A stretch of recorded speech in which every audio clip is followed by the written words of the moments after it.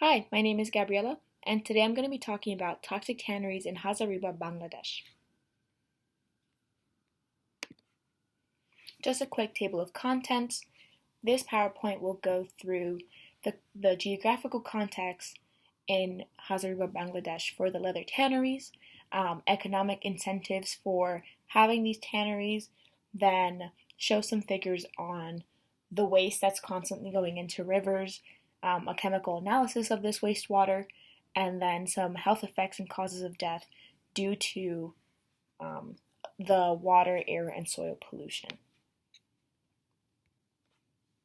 So today's purpose and objectives include discussing leather tanneries and the economic incentives and the environmental and health impact it has had on its residents and workers.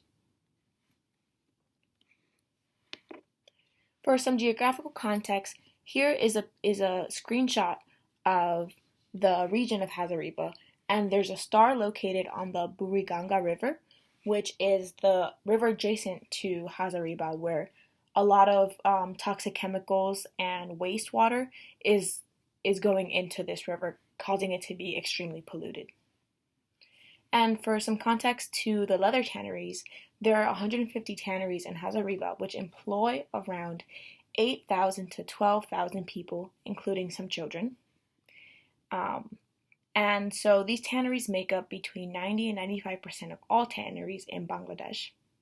And 80% of this leather is used for export, which is an important part of the economy, as I will go over in the next slide.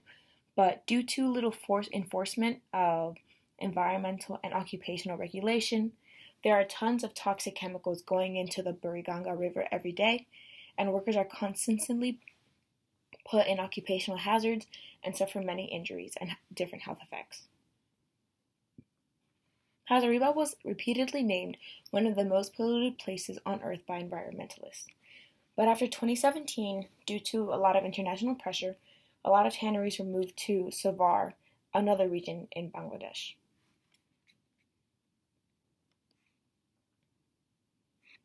This figure shows the total export earnings by the leather sector in Bangladesh, shown in million US dollars. As you can see, there was a sharp rise after 2008 to 2009, all the way up to 2017, where there was a little bit of a decline due to, I believe, the international pressure that I was mentioning that forced Bangladesh to move its tanneries from Hazaribagh to Savar. And this is an important part of the economy for Bangladesh, but also worldwide, as leather exports here account for 10% of world demand.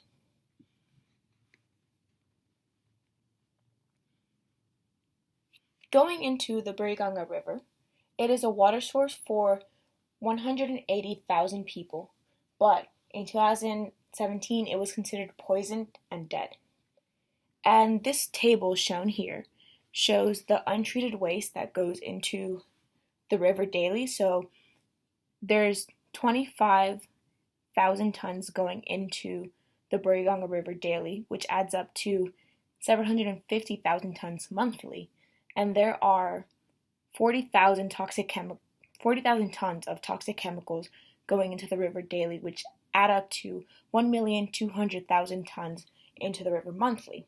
And there was a cleaning project that was started, but it only removed 1,000 tons a month, which, if you calculate the monthly net waste, it's still 1,949,000 tons of waste and toxic chemicals in the Buriganga River, which made it an unsafe source for people to use.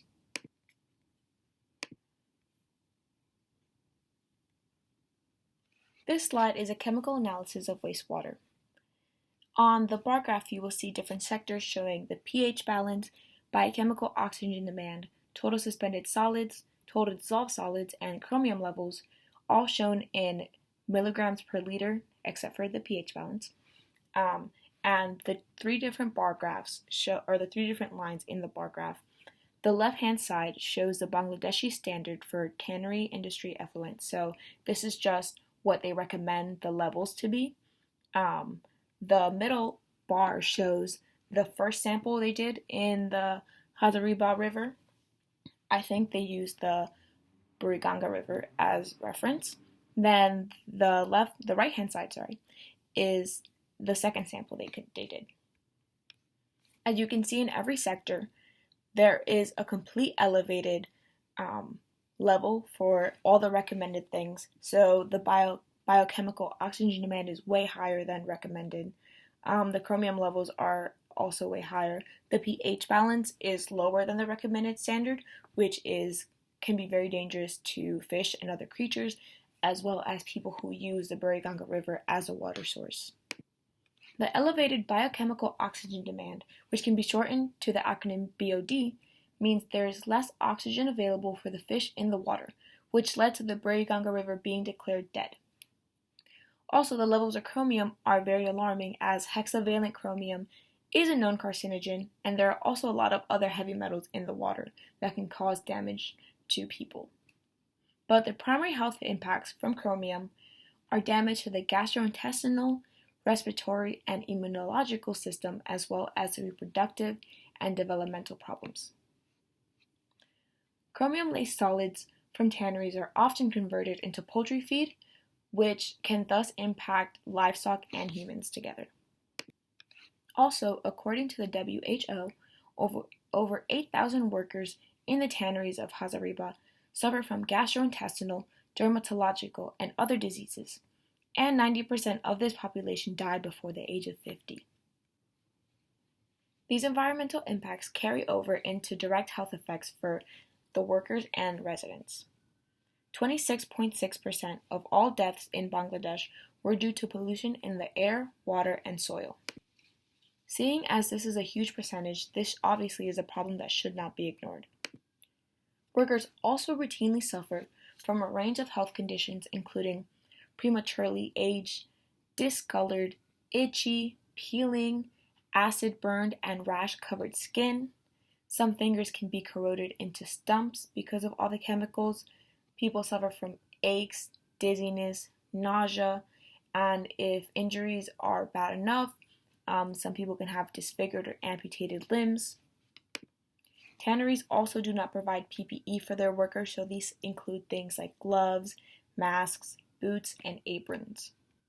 And as stated before, child workers are also commonly used, and one boy developed asthma, rashes, and itches and suffered injuries such as stepping on a nail that was used to pin leather out to dry, hurting his back lifting heavy hides, and was once trapped inside a large rotating wooden drum used to hold the skins, which battered his back very badly, and he was left very injured. As stated before, tanneries in Hazaribagh were shut down in April of 2017 due to international pressure, and it was moved to Savar, Bangladesh.